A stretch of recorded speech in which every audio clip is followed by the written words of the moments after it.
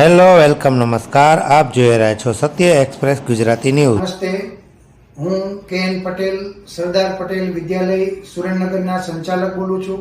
અમારી શાળાના શિક્ષકો દ્વારા લોક જાગૃતિ માટે વધુ મતદાન થાય એના માટે સરસ મજાનું નાટક તૈયાર કરવામાં આવેલું છે. ચલો નાટક જોવા, ચલો નાટક જોવા. નાટક એ આપણા જીવનના સૌથી મહત્વના હકનું અને ફરજનું. આપણા મહત્વના હક અને ફરજ તે વળી શું છે? શું એ તમારે જાણવું છે? તો ચાલો આપણે જોઈએ મતદાન જાગૃતિનું નાટક.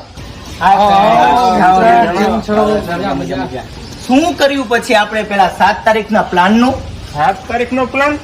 એ વળી શેનો પ્લાન? અલા લે યાર, તમે લોકો ભૂલી ગયા?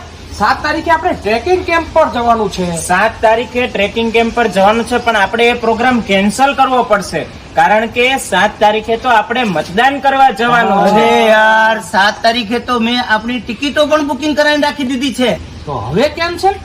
હવે તો બધું સેટ થઈ ગયું છે, આપણે બધું ટિકિટ પણ બુક થઈ ગઈ છે, અને હવે કેન્સલ? હા, કેન્સલ, કારણ કે આ 7 તારીખે આપણે મતદાન કરવા તો જવાનું જ છે, જોડે જોડે બીજા બધાને પણ મતદાન કરવા માટે લઈ જઈશું. અને આ 7 તારીખે તો મારું જિંદગીનું પહેલું મતદાન છે, અને આ મતદાન કરવા માટે તો હું ખૂબ જ ઉત્સુક અને ખૂબ જ થનગની રહ્યો છું.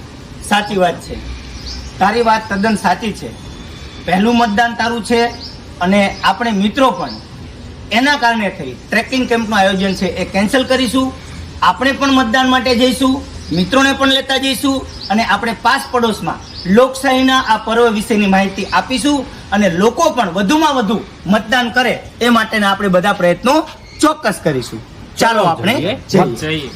હે હાય રાધિકા, કેમ છે તું? આઈ એમ ઓલ રાઈટ. તો ચલો જઈએ વોટિંગ કરવા. વોટિંગ કરવા? યુ મીન મતદાન કરવા? હા, તો મતદાન કરવા જે કરવું ખૂબ જ જરૂરી છે. અરે યાર, શું આવી ડાઈ વાતો કરે છે? હું તો આટલા ટાઈમમાં ક્યારે મતદાન કરવા જ નથી ગઈ. વોટ? પણ કેમ? અલી, આપણા એક મતથી શું ફેર પડે છે? મતદાન કરીએ તોય શું ને ન કરીએ તોય શું? શું રાધિકા આવી વાતો કરે છે? યાદ છે ને પેલા નેતા વિશે? કયા નેતાની તું વાત કરે છે? એ જ નેતાની વાત કરું છું જે ફક્ત ને ફક્ત 3 વોટથી હાર્યા હતા.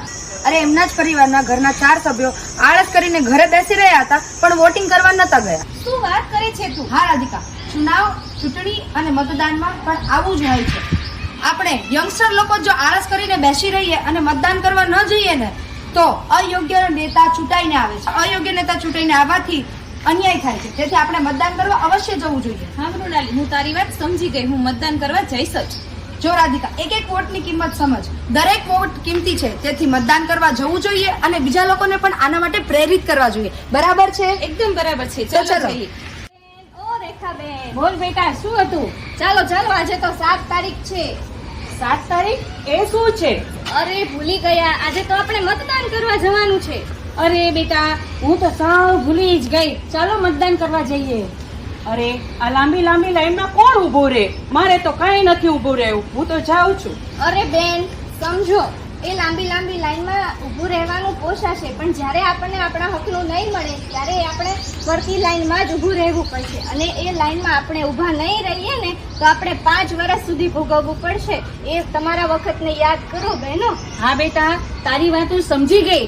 આપણો દેશ આઝાદ છે. આપણા દેશમાં નેતા ચૂંટવાની દરેકને આઝાદી છે. સ્વતંત્ર ભારતના બંધારણ મુજબ બધાને મત આપવાનો અધિકાર છે, અને એ આપણી પવિત્ર ફરજ પણ છે. ચાલો મતદાન કરવા જવાનું મોડું થાય છે. શું મોડું? આજે તો મારે જોબમાં રજા છે, એટલે હું આખો દિવસ આખી બપોર આરામ કરીશ, અને સાથે મારી બહેનપણી સાથે સાંજે શોપિંગમાં જઈશ.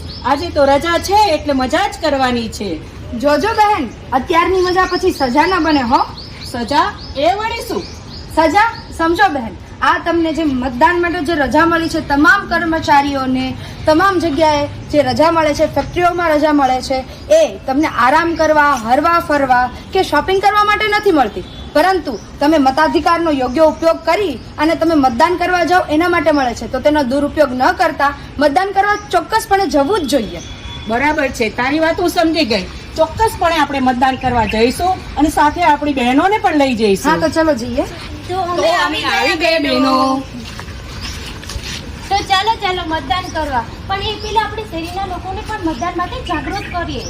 હા હા ચલો મતદાન કરવા, પણ આપણી શેરીના 70 વર્ષના બા છે તેમને મતદાન કરવા કઈ રીતે લઈ જઈશું? હા, તો એવા કેટલાય સિનિયર સિટીઝનો છે જેને ત્યાં સુધી પહોંચાડવા મુશ્કેલ છે, ને એવા દિવ્યાંગ લોકો પણ છે.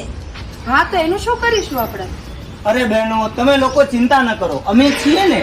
એ લોકોને, જે લોકો અશક્ત છે, બીમાર હોય અથવા તો જે ચાલી નથી શકતા, એ લોકોને અમે અમારી કાર અને બાઇક દ્વારા મતદાન બૂથ સુધી અમે પહોંચાડી દઈશું. તમે લોકો હા હા કેમ નહીં, એક ભારતના જાગૃત નાગરિક તરીકે અમારી પણ ફરજ છે. અમે સાથે આવીને એમને મતદાન બૂથ સુધી પહોંચાડીશું. વાહ વાહ, ખૂબ જ સરસ ભાઈઓ. જો તમારા જેવા જાગૃત નાગરિક હોય અને આવા સારા વ્યક્તિઓ હોય તો દેશમાં કંઈ પણ અશક્ય નથી. તમારા લોકોની મદદથી ઘણા બધા મતદાન સુધી પહોંચી શકશે. ધન્યવાદ ભાઈઓ. ધન્યવાદ. आओ मिलकर अलग जगाए, सब मिलकर मतदान कराए. आओ मिलकर अलग जगाए, सब मिलकर मतदान करें. चाहे नर हो या नारी, मतदान है सबकी जिम्मेदारी. चाहे नर हो या नारी, मतदान है सबकी जिम्मेदारी. सारे काम छोड़ दो, सबसे पहले